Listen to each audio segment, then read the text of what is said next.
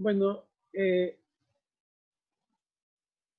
nuestro principio, el principio protestante es que la Biblia, palabra de Dios, tanto Antiguo como Nuevo Testamento, o canonizado, es inspirada por Dios, por tanto, es nuestra norma de fe. El tema aquí, como ya lo hemos dicho, es cómo es que escuchamos, cómo es que recibimos ese mensaje que está en la Biblia. Y allí tomamos en cuenta con seriedad cómo leemos, es decir, cómo hacemos exégesis y cómo entendemos, es decir, cómo interpretamos, ¿cierto? Por lo tanto,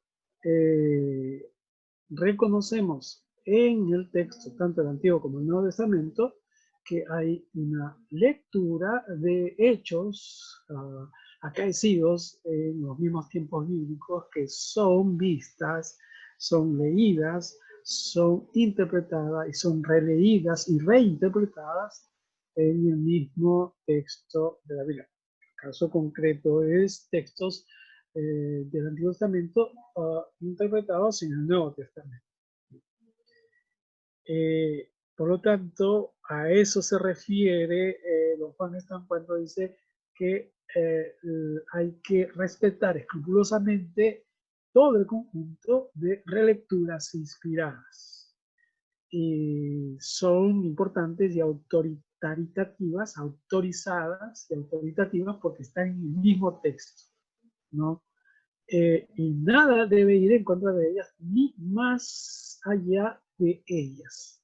Hay que darle su respectivo lugar. Bueno, entonces, en primer lugar, respeta el texto, no especule.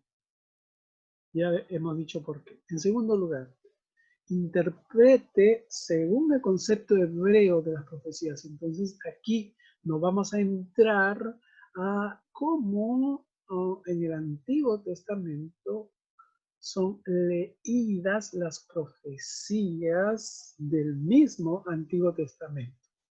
En otras palabras, cómo es que interpretaban los textos escatológicos ya leídos en el mismo tiempo del Antiguo Testamento. En otras palabras, en el tiempo antes de Jesucristo, sí que están referidas en el mismo texto del Antiguo Testamento, en los diferentes libros del Antiguo Testamento, fundamentalmente en los libros proféticos o en los textos de los libros proféticos del Antiguo Testamento. Entonces aquí hay una serie de aspectos a considerar, ¿no? En primer lugar, cada pasaje debe ser interpretado siguiendo el concepto que acabamos de decir, es decir, el concepto de la profecía. Pero ¿qué es la profecía? El concepto, y no según el concepto occidental y moderno. En otras palabras, lo pongo de esta manera que se me corrió acá, ¿no? Cada pasaje debe ser interpretado siguiendo el concepto hebreo de profecía. Ahora vamos a ver cuál es el concepto hebreo de profecía. Y no según el concepto occidental y moderno. ¿Cómo es esto? ¿Cuál es el concepto hebreo de profecía? ¿No? Sé que quiero colorear acá y no me sale dónde colorear, ¿no? Bueno, sí, nada más con... Bueno, voy a dejar así. Siguiendo el concepto hebreo. Y no según el concepto occidental y moderno. Estoy poniendo de otro color. Aunque no debería ser color rojo para el concepto hebreo, y color azul para el concepto occidental y moderno, pero hay que interpretar según el concepto hebreo. ¿Por qué? Porque el concepto occidental y moderno lo entienden como vaticinio de eventos futuros, no como vaticinio entonces de eventos futuros.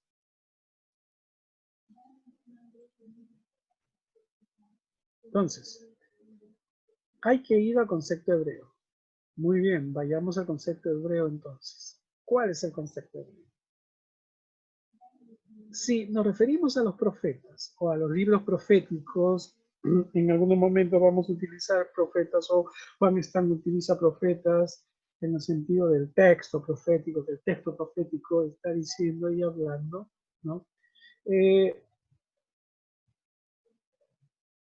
Los profetas hablan para sus contemporáneos. Y esto es lo que hemos visto en el ejemplo de Isaías capítulo 9, 1 al 7.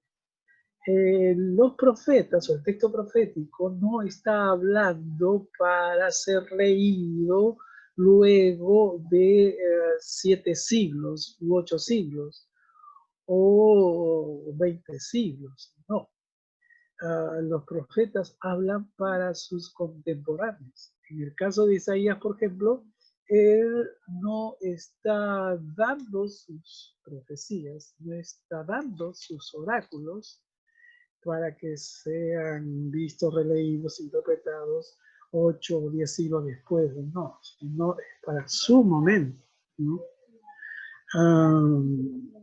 Entonces, los profetas hablan o hablaban para sus contemporáneos.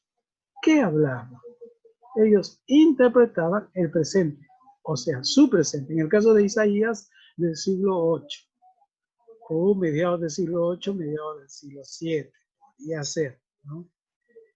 ¿Y cómo hablan? Hablan a la luz del pasado y viendo un futuro, es decir, con esperanza, que algunos llaman como con su utopía, pero utopía realizable, ¿no?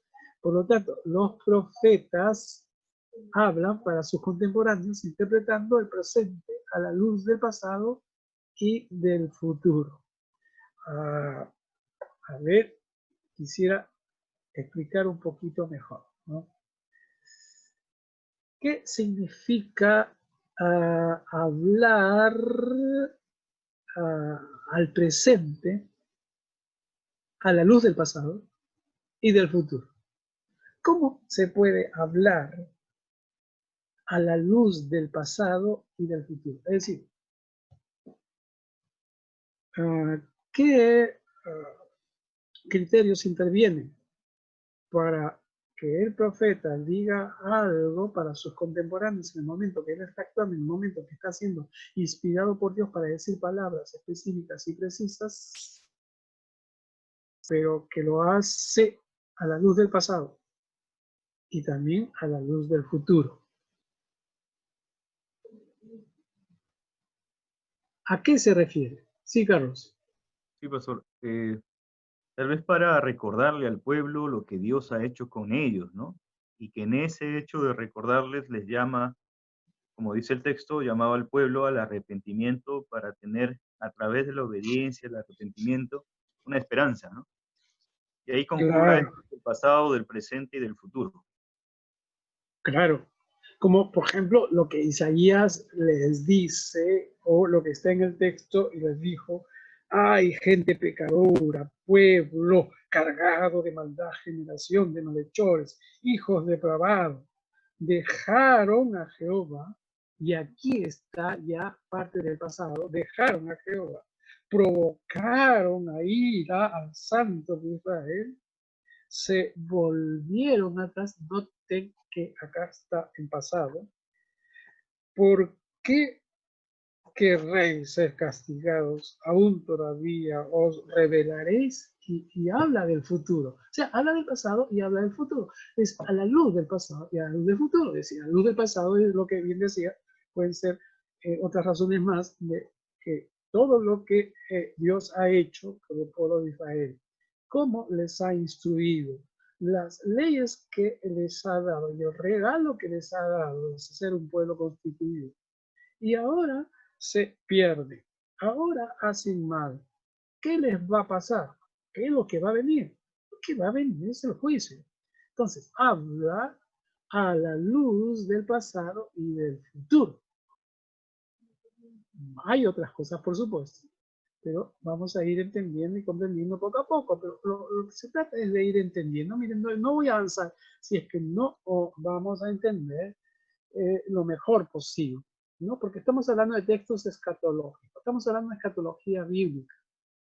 Y acá no vamos a aprender un conjunto de dogmas expresadas que tenemos que aprender de memoria y repetir sin analizarlas. No, sino que tenemos que tener criterios de interpretación de los textos escatológicos. Y esta sería la escatología bíblica y encontrar estos principios que nos dan, que nos da el mensaje escatológico de Dios con criterio, como nos propone Juan Stan. Voy a seguir entonces. Como se ve bien ahí, no necesito poner en pantalla completa, ¿no?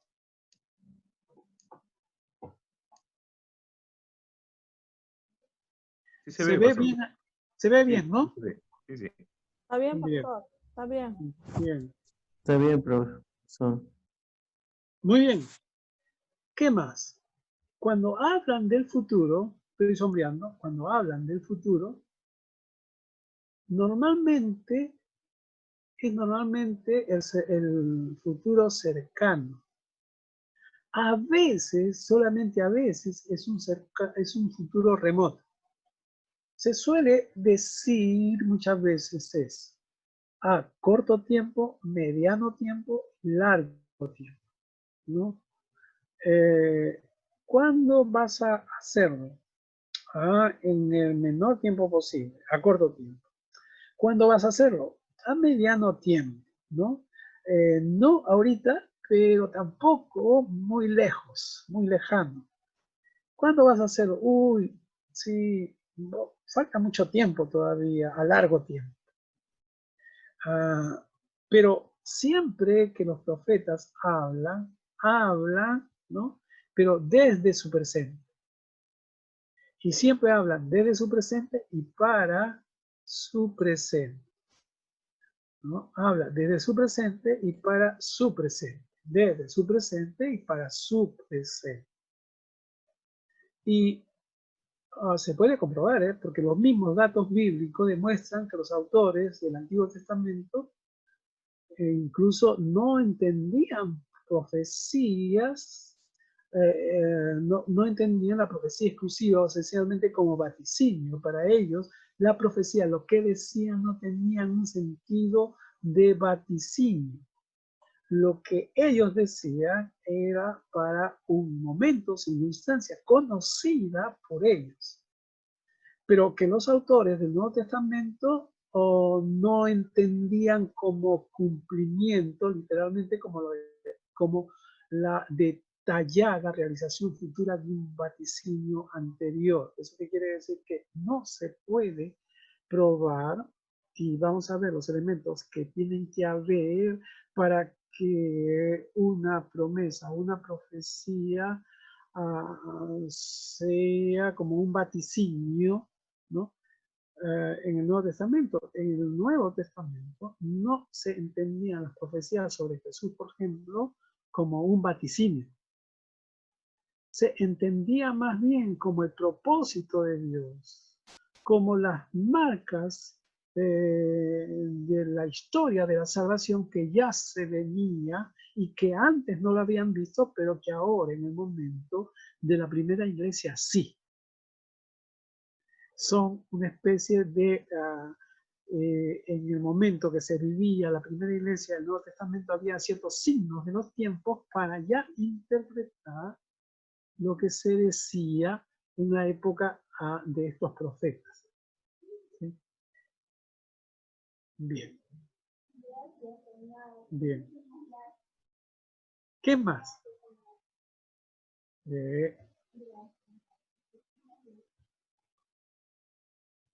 Que cada pasaje profético nace con el propósito práctico de llamar al pueblo a volver a Dios. ¿Esto qué significa? Esto significa que los textos que han sido interpretados como que se iban a cumplir después, no han sido vistos, no han sido propuestos por los profetas, ¿no? Como para hablar de un futuro que ellos no van a ver.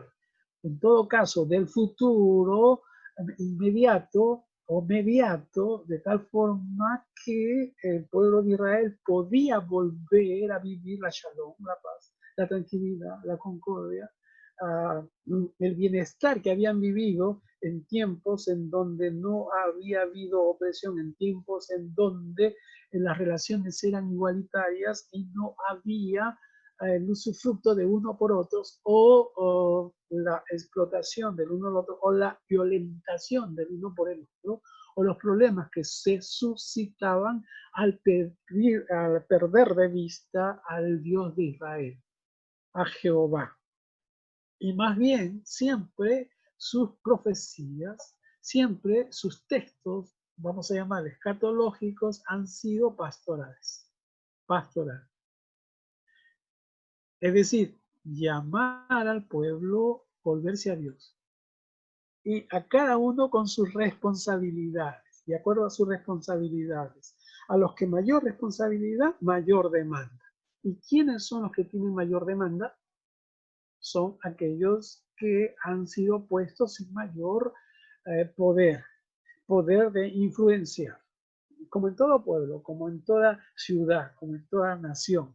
Y esto es a los gobernantes, esto es a los religiosos, esto es a los jueces, esto es a los que tenían más poder sobre el pueblo, sobre la ciudad mismo, es decir, que manejaban, tenían un poder económico. Y esto lo vemos en los profetas, no lo estoy diciendo yo. Antes del exilio, y aquí ya hay que poner los tiempos de los profetas se reparten entre el siglo 8 hasta el siglo 5, podría ser, no 3 siglos de profetas clásicos, en el que aparecieron estos personajes, de los cuales se ha escrito o han escrito, ¿no? Antes del exilio babilónico, que ya lo hemos dicho también, en 1987 a.C., los profetas exhortaban ¿sobre qué? Sobre un arrepentimiento, pero un arrepentimiento a volverse de sus malos caminos. ¿Cuáles eran esos malos caminos? Esos malos caminos era precisamente de no compartir el shalom que Dios les había dado, ¿no? Esa exhortación, como ya hemos dicho, eran los que tenían mayor responsabilidad. Durante el exilio y después, ¿no?, se insiste en llamar también, pero esta vez más a la esperanza. En tanto haya cierta responsabilidad con el pueblo, pero mayormente es de no perder la esperanza. La esperanza en levantarse, pero la esperanza también a partir de conducirse recta y correctamente delante de Dios. Lo que corroboramos cuando leemos los profetas, y es lo que tendríamos que hacer, que en cada pasaje se debe precisar la exhortación central que lo motiva al pasaje, ¿no? Y aquí vamos a descubrir si efectivamente hay profecía predictiva. Y esto básicamente lo vamos a hacer comparando con la exhortación. ¿Qué es exhortativo para el tiempo presente, para el tiempo inmediato e inmediato? ¿Y qué es una palabra predictiva o vaticinadora? ¿No? Si más adelante, nos dice Juan Está, si más adelante se va a relacionar esta profecía con otras parecidas, no se debe olvidar en ningún momento dicha finalidad de la exhortación. Entonces nos da una serie de criterios, Juan Está, para leer nuestros textos proféticos. El propósito de la profecía, y esto lo remarca Juan Stan, nunca fue predecir el futuro. Lo remarco. El propósito de la profecía nunca fue predecir el futuro por sí mismo, sino exhortar al pueblo de Dios. A ver, no sé si esto es nuevo.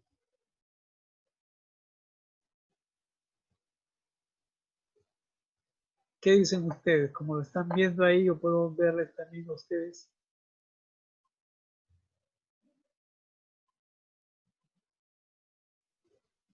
El propósito de la profecía nunca fue predecir el futuro. Cuando decimos el propósito de la profecía es de los textos escatológicos.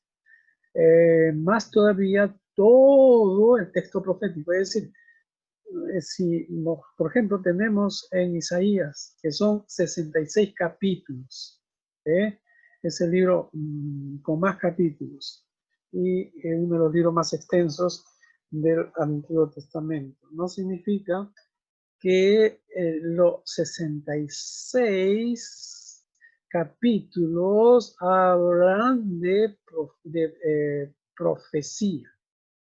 Es decir, no los 66 capítulos son textos escatológicos, no son profecía. Dentro de los 66 capítulos sí tenemos textos escatológicos, ¿sí?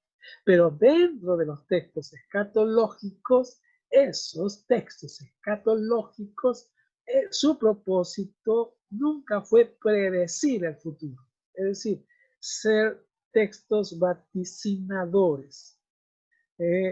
Y esto de todos los profetas clásicos, aún en los textos de Zacarías, de Joel, de Ageo, en donde se podrían, y partes de Isaías que se le ha asignado como textos apocalípticos. Aquí no está presente, cuando nos referimos a los profetas, no tomamos en cuenta a Daniel, no tomamos en cuenta a Daniel, porque Daniel es tomado en cuenta para el judaísmo también desde la perspectiva profética del Antiguo Testamento como un texto apocalíptico, ¿no? No es tanto un texto profético, aunque fue puesto en conjunto con los libros proféticos en nuestras Biblias, pero no es un texto que correspondería a los textos proféticos del Antiguo Testamento.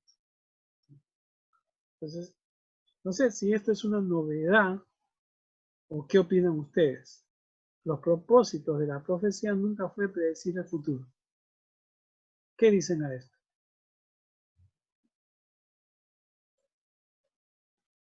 Bueno, yo podía preguntar, ¿están de acuerdo o no están de acuerdo? Pero no es el caso, ¿no? Sino es comentar y si hay alguna inquietud para ir aclarando. Ese es el propósito que tenemos. Bueno, en parte pienso yo, ¿no, profesor? Sí, Creo que en José. la Biblia hay algunos hechos en los que, bueno, predice lo que va a suceder, ¿no? Con algunos de los profetas que Dios puso, ¿no? Que si no, ¿Te por refieres? ejemplo, siempre pasaba la situación en la que si no hacían esto iba a pasar esto, ¿no? Y claro, Ajá. también alegando que el pueblo de Israel también, Dios lo que quería que se arrepintiera y regresaran a él, ¿no?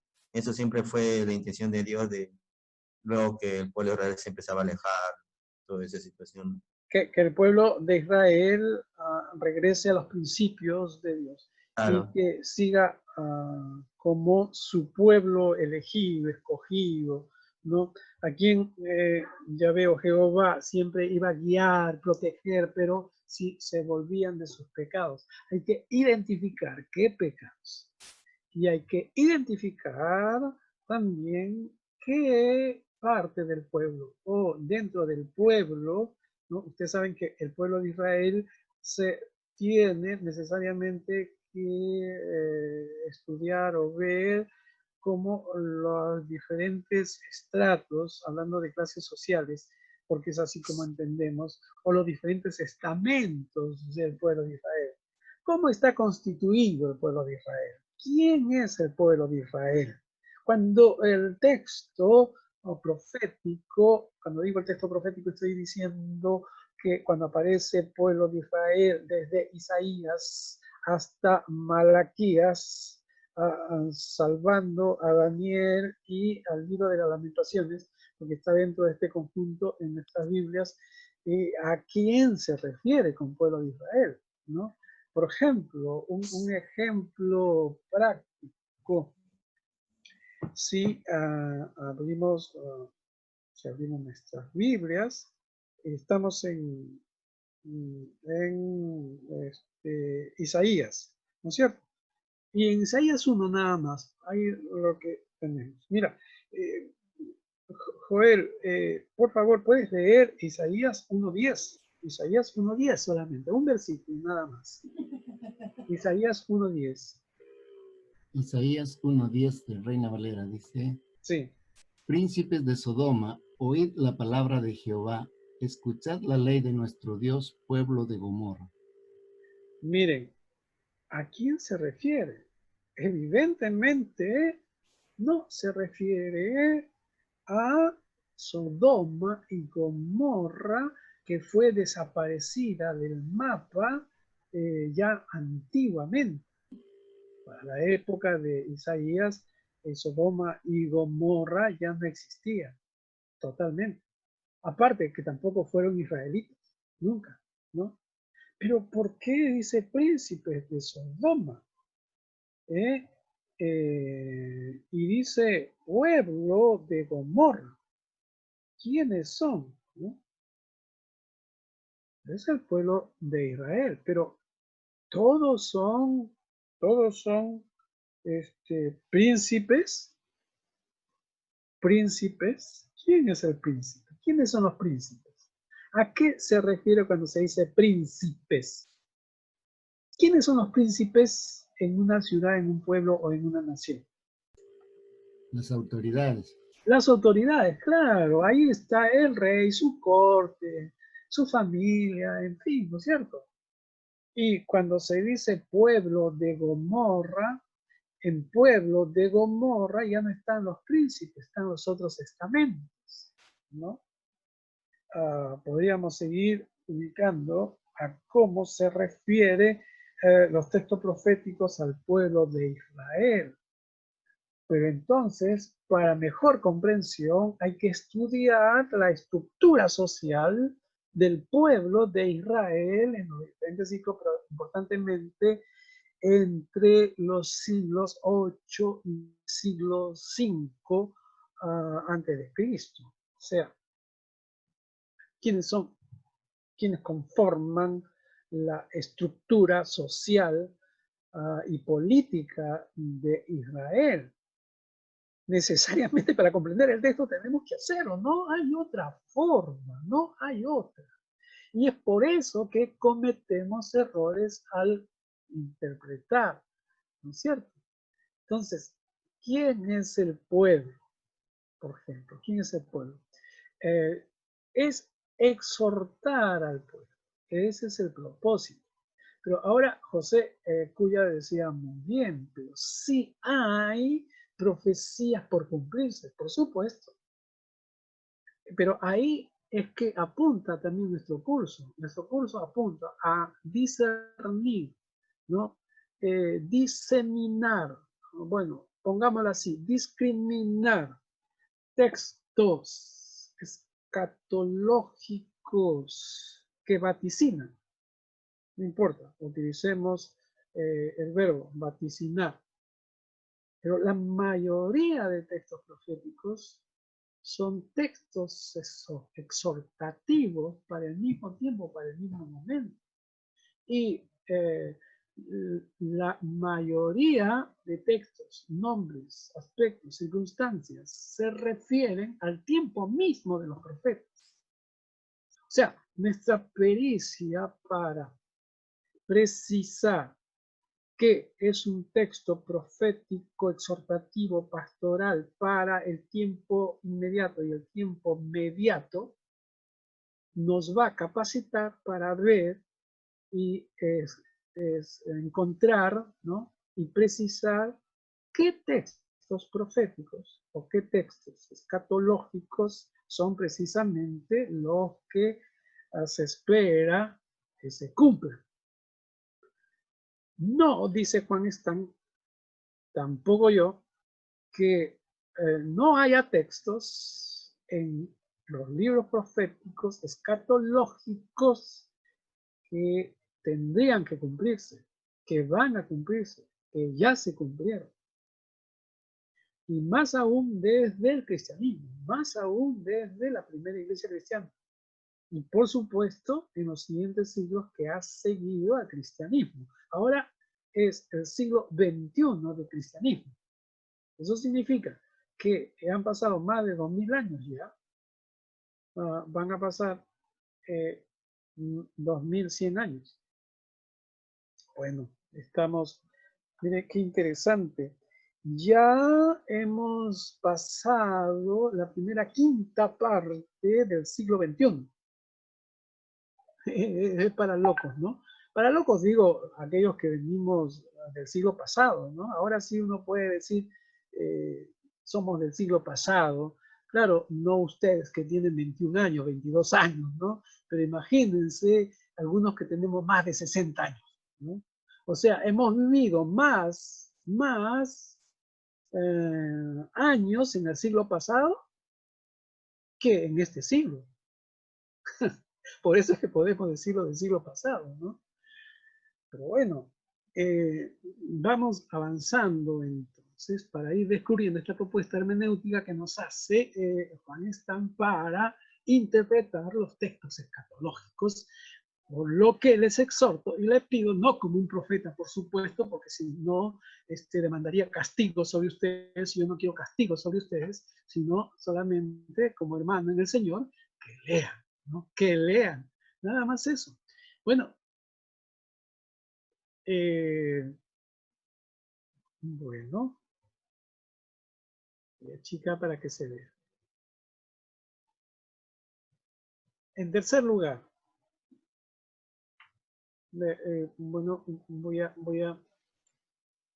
no, ahí no va, ya. En tercer lugar, vincule toda profecía con la historia de salvación y el pacto. Ajá, este es un tema muy interesante, muy interesante. ¿Cuál es el pacto? ¿Y cuál es la historia de salvación a la que se refiere? ¿No? Y aquí tenemos que dar un salto al Pentateuco.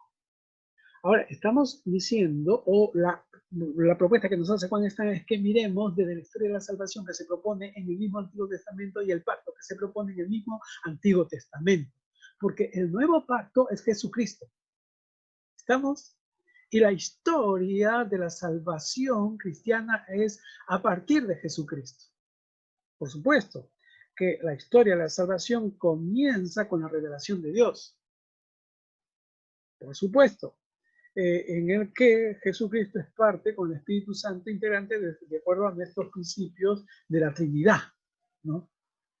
Pero ahora, veamos entonces qué tenemos en Levítico 26, 1 al 13 y qué tenemos en Deuteronomio 28, ¿no?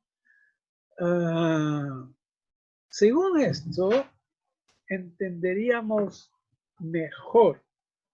Por favor, entonces les pido que vayamos o tengamos abierto en Levítico 26, 1 al 13. Y tiene que ver, en nuestra Biblia se han puesto como las bendiciones de la obediencia, ¿no? Este es el capítulo precisamente que se refiere a las bendiciones y a las maldiciones, ¿no? Igualmente lo tenemos en el capítulo 28 del Deuteronomio. ¿Podemos leer, por favor, Levítico 26, 1 al 13? Voy a pedir a Alejandrina, puesto que queremos escucharle la voz a Alejandrina, que nos lea Levítico 26, 1 al 13. Y luego a José Cuya, Deuteronomio 28, 1 al 14. Muy bien, Alejandrina, fuerte y pausado, ¿no?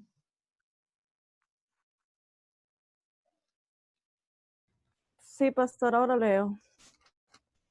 Muy bien. Levítico 26 de 1 Al 13. Y a al José 3. Cuya, Ok. Deuteronomio 28, 1 al 14. Ya, ahí tenemos en Levítico 26 un subtítulo que dice bendiciones de la obediencia. Dice, no haréis para vosotros ídolos, ni escultura, ni os levantaréis estatua, ni Perdón, pondréis en vuestra tierra piedra pintada para está bien, sigue, sigue. inclinaros a ella, porque yo soy Jehová vuestro Dios. Guardad mis días de reposo y venid en reverencia mi santuario, yo Jehová. Si anduvieres en mis decretos y guardaréis mis mandamientos y los pusieres por obra, yo daré vuestra lluvia en su tiempo y la tierra rendirá sus productos y el árbol del campo dará su fruto. Hasta el 3 era, ¿no, pastor? Sí. Ya, pues, yo leí hasta el 4. Hasta el 13, 13. 13. 13. Sí. Hasta el 13, ya, ok. Entonces continúo. El versículo 5 dice, vuestra trilla alcanzará a la vendimia y la vendimia alcanzará a la sementera. Y comeréis vuestro pan hasta saciaros y habitaréis seguros en vuestra tierra. Y yo os daré paz en la tierra y dormiréis y no habrá quien os espante. Y haré quitar de vuestras tierras las malas bestias y la espada que no pasará por vuestro país. Y perseguiréis a vuestros enemigos y caerán a espada de delante de vosotros. 5 de vosotros perseguirán a 100 y 100 de vosotros perseguirán a 10,000 y vuestros enemigos caerán a filo de espada delante de vosotros. Porque yo me volveré a vosotros y os haré crecer y os multiplicaré y afirmaré mi pacto con vosotros. Comeréis lo añejo de mucho tiempo y pondréis fuera lo añejo para guardar lo nuevo. Y pondré mi morada en medio de vosotros y mi alma no os abominará. Y andaré entre vosotros y yo seré vuestro Dios y vosotros seréis mi pueblo. Yo Jehová vuestro Dios que os saqué de la tierra de Egipto para que no fuiseis sus siervos.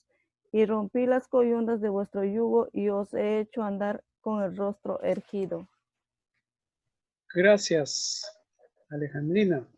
Sí, no muevas tu texto ahí en tu Biblia. Fíjate en el versículo 3. En tu texto dice, si andáis, Si anduvieres en si anduvieres. en mis decretos y guardareis mis mandamientos. Es decir, es un condicional, ¿no? Si anduviereis. Tiene el sentido de si lo haces. Puede ser un sentido de futuro. Está Si condicionado. andan, ¿no? Si andan en mis preceptos, si guardan mis mandamientos, es un condicional. O sea, si hacen esto, si harían esto, ¿no? Y los ponen por obra, o sea, es condicional, pero condicional para que lo hagan si lo hacen. No se está diciendo ahí si andaron en pasado. No está diciendo si guardaron. No está diciendo si pusieron. ¿No? Entonces, ¿qué dice el versículo 4, Alejandrina? Yo daré vuestra lluvia en su tiempo y la tierra rendirá sus productos y el árbol del campo dará su fruto. Sigue. Y vuestra trilla alcanzará la vendimia y la vendimia alcanzará la sementera y comeréis vuestro pan hasta saciaros y habitaréis seguros en vuestra tierra. ¿Qué más le va a dar Jehová? 6. Y yo daré paz en la tierra, y dormiréis, y no habrá quien os espante. Y haré quitar de vuestra tierra las malas bestias, y la espada no pasará por vuestro país. ¿Qué más en el 7? Y perseguiréis a vuestros enemigos, y caerán a espada delante de vosotros. Qué interesante. Incluso, mira, Alejandrina, y los demás, dice el versículo 8. 5 de vosotros perseguirán a 100. Y 100 de vosotros perseguirán a 10,000. Y es más, vuestros enemigos caerán a filo de espada delante de vosotros, ¿no? Y lee el versículo 9, Alejandra, que parece interesantísimo, y ya estamos viendo que son promesas, ¿no es cierto? Amén. El 9, Porque yo me volveré a vosotros y os haré crecer y os multiplicaré y afirmaré mi pacto con vosotros. ¿qué más? 10. Comeréis lo añejo de mucho tiempo y pondréis fuera lo añejo para guardar lo nuevo. Y pondré mi morada en medio de vosotros y mi alma no os abominará. Y andaré entre vosotros y yo seré vuestro Dios y vosotros seréis mi pueblo. Sigue, que está interesante. Yo Jehová, vuestro Dios, que os saqué de la tierra de Egipto, para que no fueseis sus siervos, y rompí las coyundas de vuestro yugo, y os he hecho andar con el rostro erguido. Qué interesante, Alejandrina. Miren los demás también. Y ahora, para tener una comprensión total del texto y que tiene que ver con la promesa ya hecha en Levítico 26, 1 al 13, de bendiciones, de una bendición, mira, lee lo que dice en el versículo 1 y el versículo 2.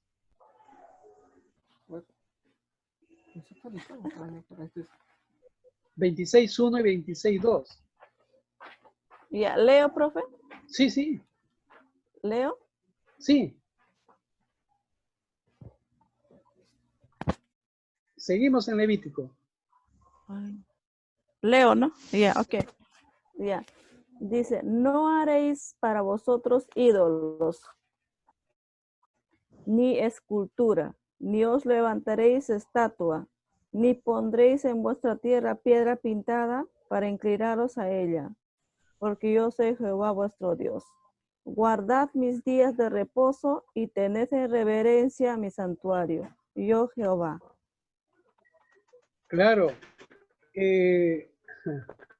Si hacen todo esto, si harían todo esto, las promesas, fíjense ustedes, las promesas son desde el versículo 4 hasta el versículo 13. Ahora, podemos hacer como otros hacen, ¿no? ¿Cuántas promesas hay acá? Podríamos contar, ¿no es cierto? No lo vamos a hacer, pero podríamos contar. Pero ¿qué es lo que pide Jehová a este pueblo? ¿Qué le pide? ¿Qué le pide? Le pide no hacer ídolos, ni esculturas, ni estatuas, ¿no? Ni pintar en la piedra, y solamente le pide no hacer esto, pero sí guardar los sábados y reverenciar el santuario, ¿no? Que en la época levítica, en la época en que se pone en práctica Levítico, es el templo, ¿no? Es el templo, es decir, hay aquí un principio de seguir a Dios para una armonía en la sociedad, de tal forma que todo vaya bien, no se pierdan la idolatría, pero no es idolatría por ídolos, sino es lo que los ídolos piden hacer a los seguidores, a los ídolos, que es ser partícipes de la muerte, es decir, ser partidarios de la muerte, porque cuando se quita lo que le corresponde al otro, se le está inclinando a la muerte al otro, y eso es lo que los profetas demandaban, ¿no? y si andan en mis preceptos y guardan mis mandamientos, y no solamente eso, pero ponerlos por obra, entonces todas las bendiciones. Y a esto se refiere la historia de la salvación. Hay una historia de la salvación que ya empezó desde Abraham en adelante, Isaac, Jacob, Egipto, el regreso, el desierto, la entrada a Canaán, en fin, ¿no? Acá hay una promesa de bendición, ¿no? Y que está muy bien plasmada en Levítico 26, 1 al 13. José Cuya, ¿tú tienes Deuteronomio 28, 1 al 14? Sí, profesor. ¿Me escucha? Sí. ¿Me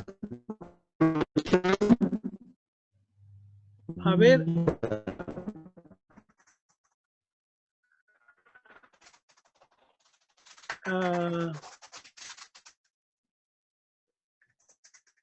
Sí, parece, José, que no se te escucha bien, claro. Pero fíjense, sí, no se escucha bien, José. Bueno, pero Deuteronomio 28. Gracias, José. Lamentablemente no se escucha, no se escucha bien, pero gracias. 28, Deuteronomio 28. Acontecerá que se oyó.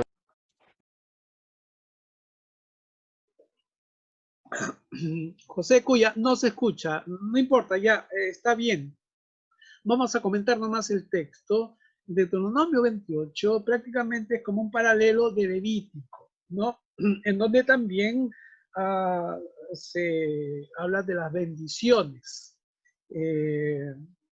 Dice, comienza así, Deuteronomio 28, ¿sí? Carlos, ¿quería decir algo? ¿Y lo puedo leer, pastor? Bien, mejor, sí, gracias. Ya, del 1 al 14, ¿no? Sí. Ya. Acontecerá que si oyeren atentamente la voz de Jehová tu Dios para guardar y poner por obras todos sus mandamientos que yo te prescribo hoy, también Jehová tu Dios te exaltará sobre todas las naciones de la tierra, y vendrán sobre ti todas estas bendiciones, y te alcanzarán si oyeres la voz de Jehová tu Dios. Bendito serás tú en la ciudad, y bendito tú en el campo. Bendito el fruto de tu vientre, el fruto de tu tierra, el fruto de tus bestias, la cría de tus vacas y los rebaños de tus ovejas. Benditas serán tus canastas y tu arteza de amasar. Bendito serás en tu entrar y bendito en tu salir. Jehová derrotará a tus enemigos que se levantaren contra ti. Por un camino saldrán contra ti y por 7 caminos huirán delante de ti. Jehová te enviará su bendición sobre tus graneros y sobre todo aquello que pusieres tu mano, y te bendecirá en la tierra que Jehová tu Dios te da. Te confirmará Jehová por pueblo santo suyo, como él te ha jurado, cuando guardares los mandamientos de Jehová tu Dios y anduvieres en sus caminos. Y verán todos los pueblos de la tierra que el nombre de Jehová es invocado sobre ti, y te temerán. Y te hará Jehová sobreabundar en bienes, en el fruto de tu vientre, en el fruto de tu bestia, en el fruto de tu tierra, en el país que Jehová juró a tus padres que te había de dar. Te abrirá Jehová su buen tesoro, el cielo, para enviar la lluvia a tu tierra en su tiempo, y para bendecir toda obra de tus manos. Y prestarás a muchas naciones, y tú no pedirás prestado. Te pondrás Jehová por cabeza y no por cola, y estarás encima solamente y no estarás debajo, si obedecieres los mandamientos de Jehová tu Dios, que yo te ordeno hoy, para que los guardes y cumplas. Y si no te apartaras de todas estas palabras, yo te mando hoy, ni a diestra ni a siniestra, para ir tras dioses ajenos y servirles. Gracias, Carlos. Noten en sus Biblias, en Deuteronomio 28, en los primeros versículos, si oyes atentamente la voz, dice de Jehová, ¿no? Para guardar y poner por obra todos sus mandamientos. Entonces Jehová te exaltará, ¿no? Y claro, termina así como comenzó en el versículo 14, y no te apartas de todas las palabras que yo te mando hoy, ni a la derecha, ni a la izquierda, para ir tras dioses ajenos y servirlos. Pero ir tras dioses ajenos no es solamente ir, sino servirlos, pero servirlos desde otra ética, desde la ética antivida. Eso es lo que podemos concluir cuando estudiamos los textos. Entonces, fíjense, ¿qué es lo que tenemos acá? Muchas veces los oráculos predictivos de los profetas, ¿qué son? Son básicamente anuncios de la aplicación de las mismas bendiciones o maldiciones según que están en estos textos, ¿no? Lo pongo así en rojo. Claro que hemos leído solamente las bendiciones, pero podemos leer las maldiciones también, ¿no? Y se corresponde. Entonces, ¿qué hacen los profetas? Los profetas llaman a arrepentimiento, a seguir con la obediencia a Jehová para que reciban las bendiciones. Ahora uno puede decir que esta es una obediencia ritual. Para nada es ritual. Es poner por obra los consejos de Dios, los principios de Dios, que es el respeto por el ser humano en su dignidad creada por Dios y a la naturaleza. Esto es, en realidad. Y esto es lo que hacen los profetas. Los profetas para nada están interesados en vaticinar. Y tanto como en el resto de la Biblia, del Antiguo Testamento, como también del Nuevo, Dios se revela anunciando más allá de lo que el ser humano puede entender y comprender. Y que son aquellos textos escatológicos que tienen que ver con la esperanza, con la utopía o también con lo que vendrá de no persistir en los principios de Dios. Por eso es que Juan dice que aún cuando los profetas proyectan su mirada hacia futuros más remotos, es porque se saben participantes en el avance del plan de Dios y sus promesas siempre crecientes, pero que tienen que ver con bendiciones o con maldiciones. ¿Se dan cuenta? Los profetas no anunciaban sucesos futuros. Y los profetas no anunciaban sucesos futuros solo para demostrar que sabían cosas secretas, tampoco para que los lectores se deleitaran con tales acontecimientos, ¿no?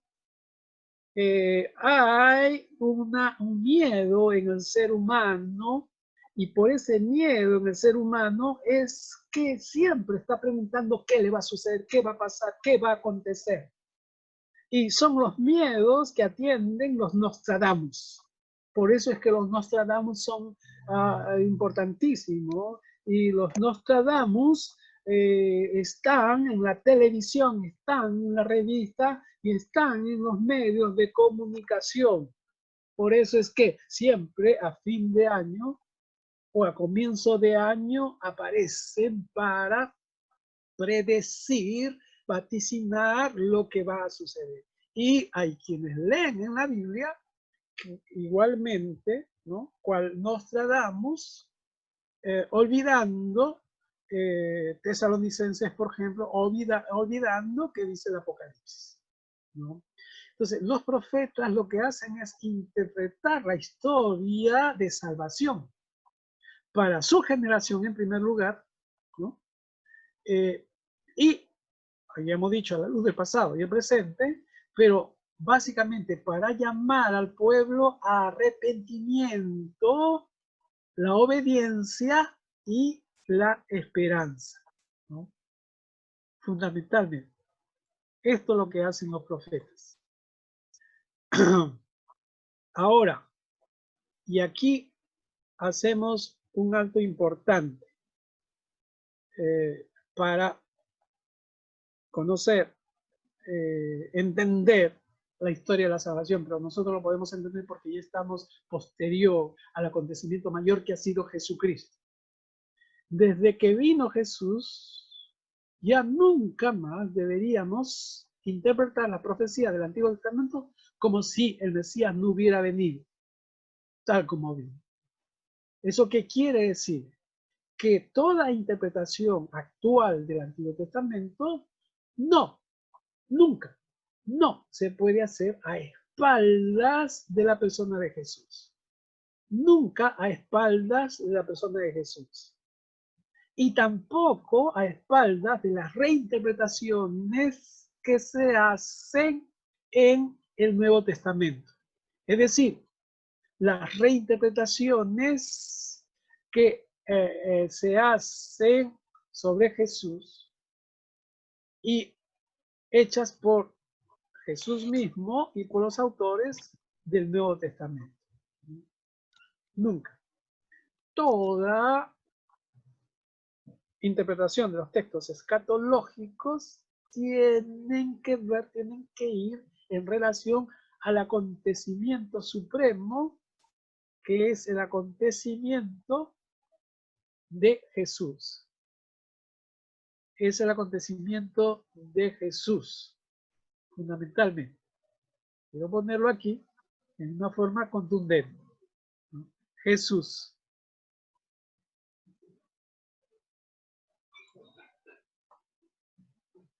No hay otra escatología que se puede o que se debe hacer.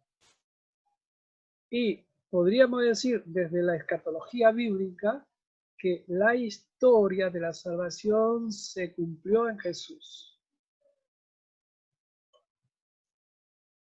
La historia de la salvación se cumplió en Jesús. Desde el Antiguo Testamento y en el Nuevo. No hay otro tema. Ahora bien, hemos dicho en otro momento, en otra oportunidad, que sí, se hace desde Jesús. Pero fíjense ustedes, desde los 1000 años de Jesús, ¿no? En el tiempo que se ha llamado, en el tiempo del milenio.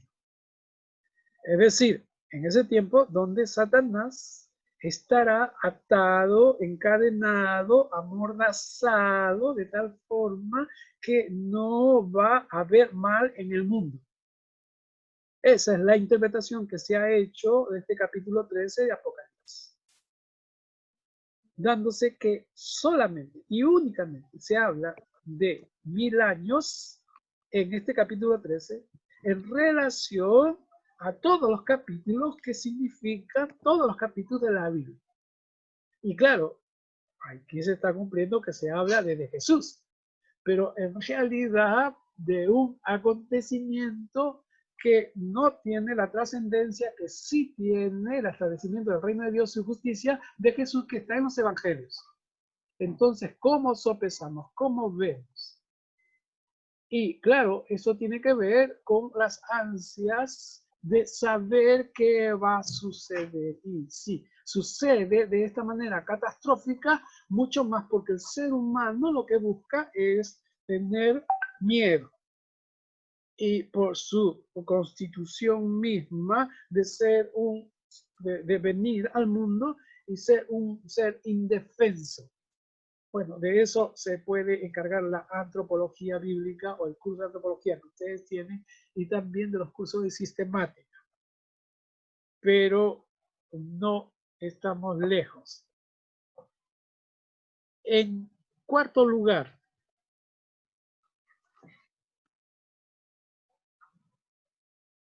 ¿qué nos dice Juan Stan? Distinga las diversas épocas del profetismo en Israel. Entonces, no se puede interpretar los textos proféticos de cualquier manera. No. Miren lo que nos dice, pero Juan Stan, pero que están en todos los estudios que se hacen de textos del Antiguo Testamento y específicamente del curso de profetas, de los libros proféticos del Antiguo Testamento. Estamos hablando de los profetas clásicos. Es siempre importante ubicar cuidadosamente a cada profeta geográficamente, cronológicamente, geográficamente,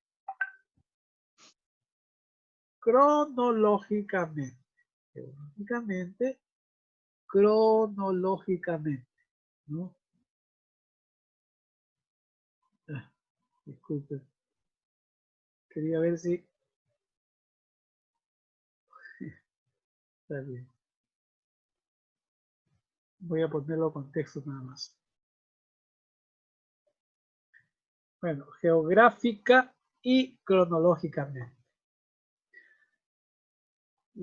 Cuando estudiamos los libros proféticos, identificamos a que estos profetas, de los cuales hablan estos libros proféticos, vamos a ver, es un profeta que actuó en Judá, reino del sur, actuó en Israel, reino del norte, actuó durante el destierro, en este caso, como para muchos es el caso de Ezequiel, ¿no? En Babilonia, o es el caso de Jeremías, que llegó a estar en Egipto, parte en Judá y parte en Egipto, por ejemplo, ¿no? O para algunos, por ejemplo, Sofonías habría venido de Egipto. Sofonías habría sido etiópico, por ejemplo, y Sofonías habría sido de raza negra. No estoy afirmándolo, sino que a partir del nombre se puede sacar una serie de inferencias, pero es lo que los críticos dicen, pero como una posibilidad, por ejemplo, para decir de dónde son estos profetas, ¿no? O el caso incluso de Malaquías. Ya le hemos dicho varias veces en otros cursos, o cuando nos ha correspondido, que Malaquías no es nombre propio. Malaquías solamente significa el enviado, ¿no? O mi enviado, perdón, mi enviado. Eso es lo que significa, es decir, es un posesivo, ¿no? Un gerundio, mi enviado. En ese caso, ¿dónde? ¿Cómo? Hay mucho por explorar en los textos proféticos, en los profetas mismos. Entonces, es siempre importante ubicar cuidadosamente a cada profeta, geográficamente, cronológicamente. Y cronológicamente, ¿es preexílico, exílico o postexílico? ¿Y por qué es importante si es preexílico, exílico, postexílico? ¿No? Yo estoy hablando a ustedes de esta manera porque ya saben la historia de Israel. Estoy suponiendo, por lo menos, pero y si no, ya hemos aclarado, ¿no? Que el exilio es el momento, es uno de los momentos difíciles que vive el pueblo de Israel, en este caso el reino del sur, Judá, en el que fueron exilados los líderes, descabezado quedó el reinado de Judá, que es el reino del sur. En ese momento fue destruida la ciudad, el templo, y fueron llevados cautivos. Y según Lamentaciones, muchos fueron muertos, muchos fueron muertos. Incluso quedó devastada la ciudad de tal forma que hasta se comían a los niños, a los bebés. Por lo menos eso es lo que dice Lamentaciones. Y claro, refiriéndose también a las consecuencias de las guerras, de los arrasamientos que se hacían en ese tiempo, ¿no? Basta leer, por ejemplo, cómo refiere Nahum en cómo era una batalla. Es muy interesante. Y averiguando, por ejemplo, cómo hacían las guerras los asirios, pero no solamente los asirios, los demás también. Ustedes saben que ellos, por ejemplo, para probar a cuántos enemigos habían dado muerte, juntaban sus sus cabezas, por ejemplo, las cabezas eran cortadas para significar que efectivamente habían vencido y habían dado muerte a un determinado número de gentes. Y también lo hacían los egipcios, ¿no? O sea, era tremendo realmente. O sea, uno lo toma románticamente, pero no es romántico. Cuando una ciudad se queda arrasada, es mucho peor que ahora con el coronavirus.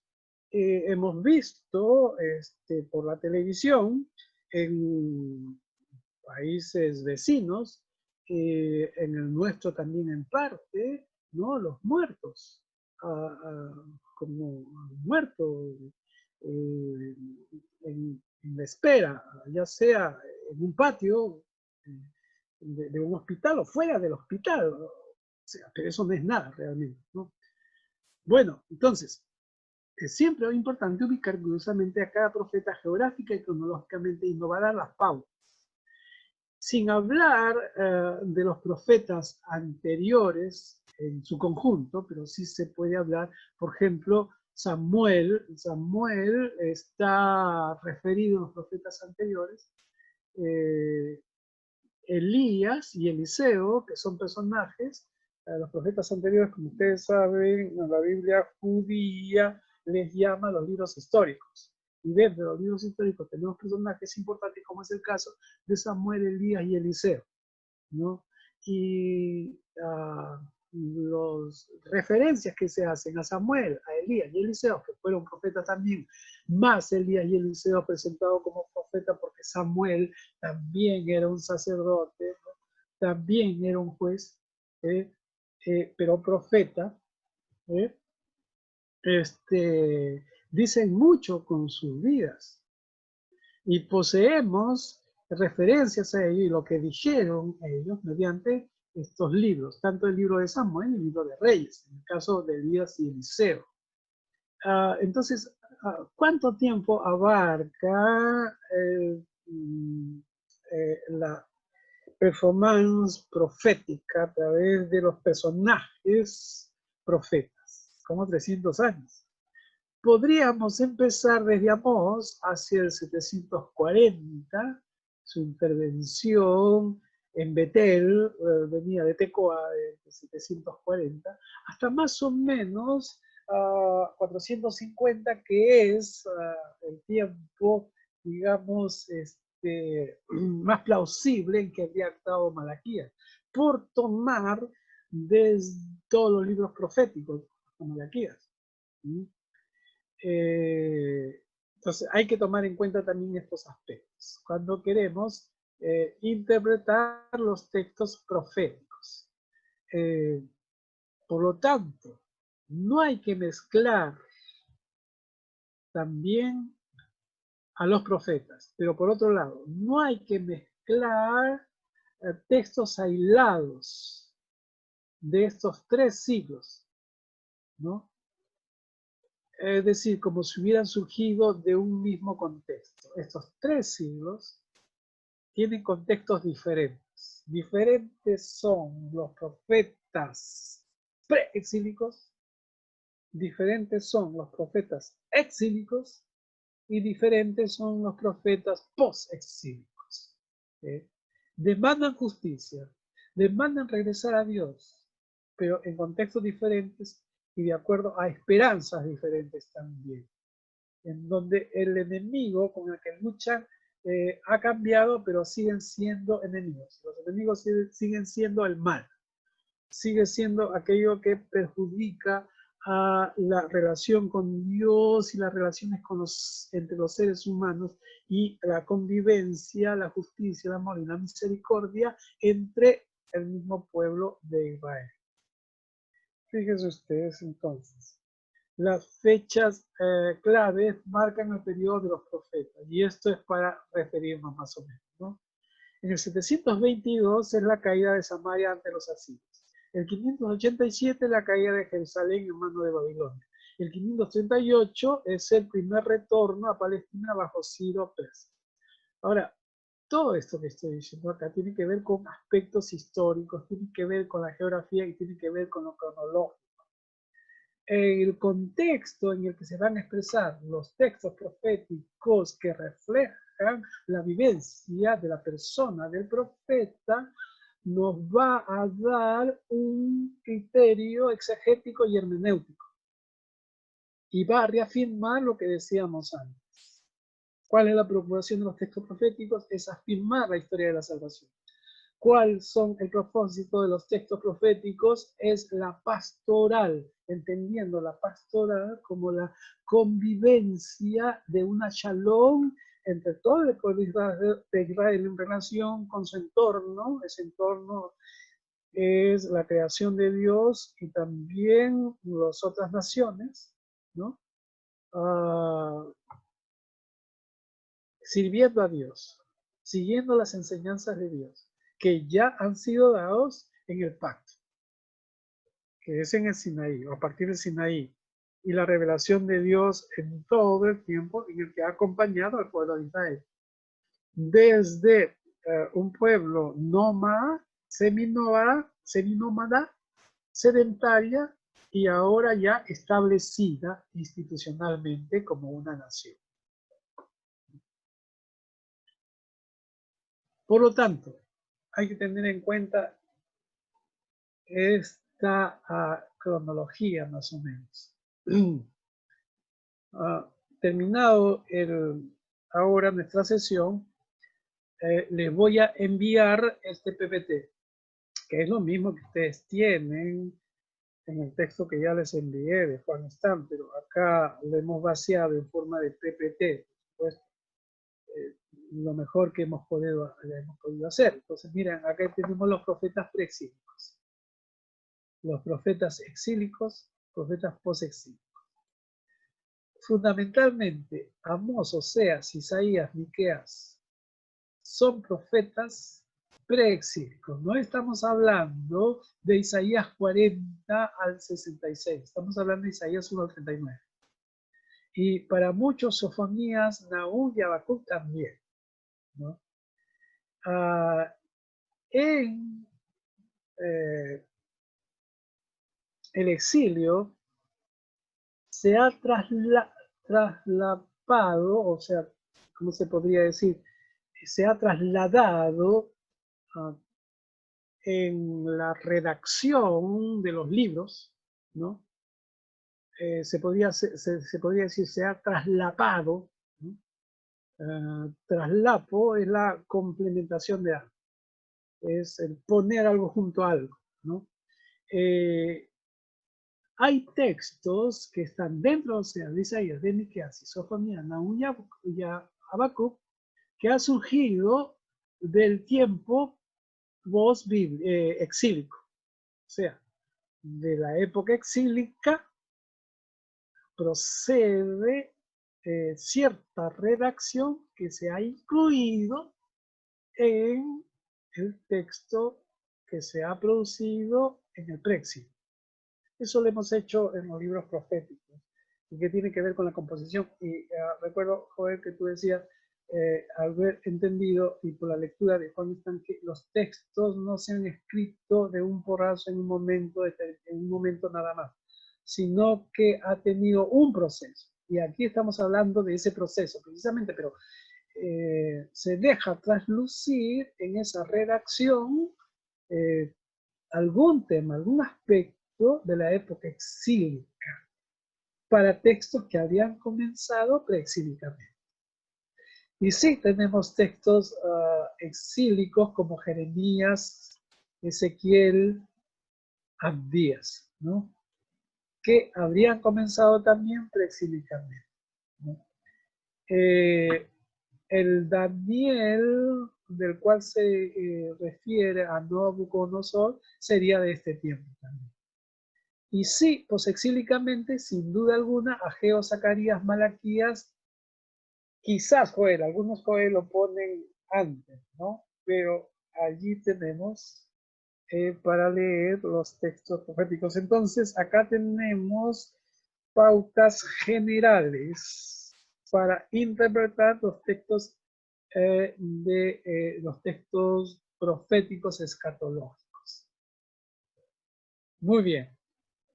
Voy a dejar entonces de compartir para en estos minutos que nos queda hacer las conclusiones del caso. Antes de eso, les pido dos cosas, ¿no? Todavía no estamos satisfechos con la lectura hecha a el texto de Juan Stein. Tendrían que comentar un poco, pero yo no les he pedido tampoco. Miren, la parte 3 de voy a seguir compartiendo para mostrarles. Sí, voy a bajar acá. Y voy a subir acá. Acá tengo acá está. Miren. Voy a ampliar un poco. Pautas para interpretar profecías. Nosotros le hemos cambiado con pautas para interpretar textos escatológicos proféticos. ¿Sí? Se nos presentan pautas generales. Respete el texto, no especule. Voy a correr, ¿no? Interprete según el concepto hebreo de la profecía, porque los textos proféticos tienen sus características precisas y particulares. Vincule toda profecía con la historia de la salvación y el pacto. Ya hemos visto esto en Levítico y Deuteronomio. Repásenlo, por favor. Distinga las diversas épocas del profetismo en Israel. Bueno, denle un repaso. Repasen los textos también que allí se proponen para tener un entendimiento. Son los criterios generales que se deben tener para leer los textos proféticos con ánimo a detectar los textos escatológicos en el Antiguo Testamento que van a ser leídos en el Nuevo Testamento. Ahora, entonces lo que les pido es que hagan un repaso de las pautas generales. Y acá viene el reto. Las pautas específicas, porque en las pautas específicas ya vamos a hacer la práctica. Vamos a ver los mismos textos y la interpretación que vamos a hacer de los textos escatológicos. ¿Sí? Y vamos a ver cómo están nuestra interpretación propias de textos escatológicos y si la podemos variar o no, pero en pro de una lectura bíblica adecuada y contextual, ¿no es cierto? Evangélica y contextual. Entonces, ¿qué puntos tenemos acá? Son 5. Identifique el oráculo entero, su inicio y fin, ¿no? Entonces, miren ahí, averigüen que es un oráculo, por lo mismo que dice Juan Stein aquí. Analice el lenguaje y los contenidos del oráculo. En otras palabras, estamos diciendo aquí el texto profético, el mensaje profético o la profecía, porque muchos lo conocen como profecía y hay libros en los que ponen profecía sin necesidad de que nos están hablando de textos que vaticinan. Analice la dimensión temporal en el oráculo, es decir, si es para el presente, para el pasado, presente o futuro. Analice cómo usa el pasaje, o sea, del Antiguo Testamento, del Nuevo Testamento, o sea, cómo usa el Nuevo Testamento pasajes del Antiguo Testamento o cómo lo interpreta. Y no sistematice especulativamente las profecías. Es decir, evitemos este error en el que caemos mayormente, ¿no? Y ahí tenemos el reto. Entonces, hagan un resumen de cada uno de estos puntos. ¿Sí? Si lo han hecho en forma general, no importa. Ahora háganlo en forma particular. Son 5 puntos. ¿Sí? Son 5 puntos. Los tengo acá. Se los voy a enviar. Les voy a enviar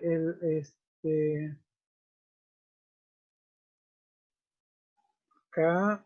Bien.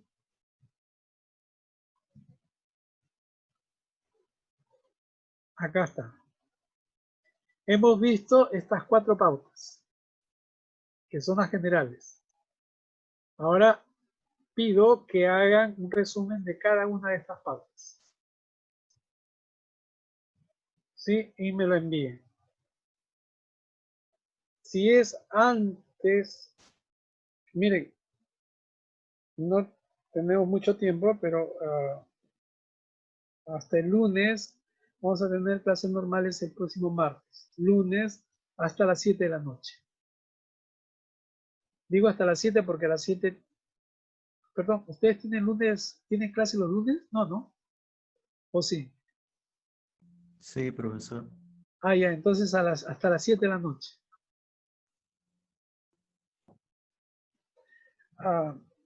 No son muchas páginas, ¿eh?